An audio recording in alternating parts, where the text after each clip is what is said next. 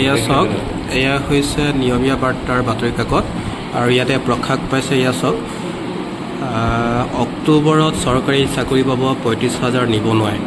আৰক্ষীৰ 5,614টা কনিষ্টবলৰ পদৰ দিলে ৰিজাল্ট ইতিমধ্যে ঘোষণা কৰা হৈছে।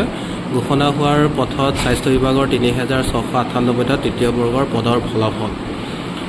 তাৰপিছতে চাওক, নিবনুৱালৈ আশাৰ বতৰা কঢ়িয়াই আজি বহু প্ৰতীক্ষিত অসম আৰক্ষীৰ 5,614টা কনিষ্টবল পদৰ ফলাফল ৰাজ্য চৰকাৰে ঘোষণা কৰে।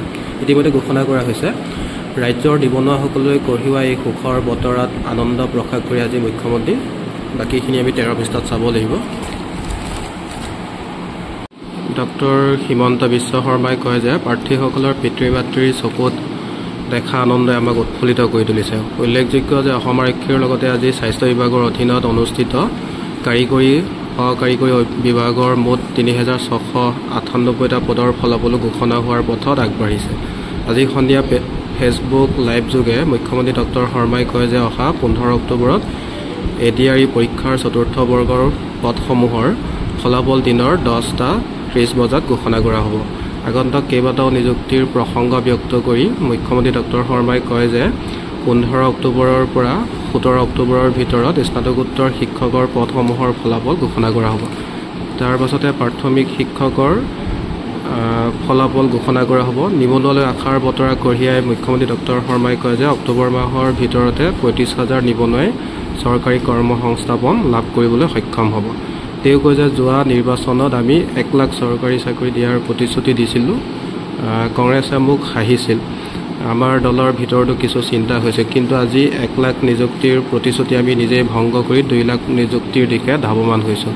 অসমৰ নিবনুৱা যুৱক যুৱতীক দিয়া প্ৰতিশ্ৰুতি সম্পূৰ্ণকৈ পালন কৰিবলৈ পাই সঁচাকৈ আনন্দিত হৈ পৰা মুখ্যমন্ত্ৰী ডক্টৰ শৰ্মাই ইয়াৰ বাবে পৰম পিতাক ধন্যবাদ জ্ঞাপন কৰে। অকল সেয়াই নহয়, আগন্তুক 5 বছৰতো ৰাজ্যৰ বিভিন্ন চৰকাৰী বিভাগত নিযুক্তিৰ বাবে পৰিকল্পনা চৰকাৰে যুগুত কৰা বুলি ডক্টৰ শৰ্মাই উল্লেখ কৰে।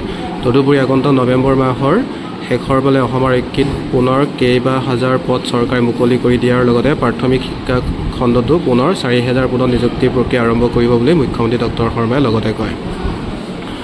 গতিকে এই অক্টোবৰ মাহৰ ভিতৰতে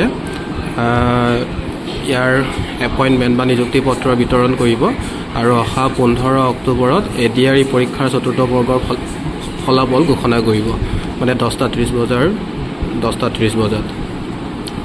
আৰু 15 অক্টোবৰৰ পৰা 17 অক্টোবৰৰ ভিতৰত স্নাতকোত্তৰ শিক্ষকৰ পদসমূহৰ ফলাফল ঘোষণা কৰা হ'ব বুলি মুখ্যমন্ত্ৰী ডক্টৰ হিমন্ত বিশ্ব শৰ্মাই ইতিমধ্যে ঘোষণা কৰিছে।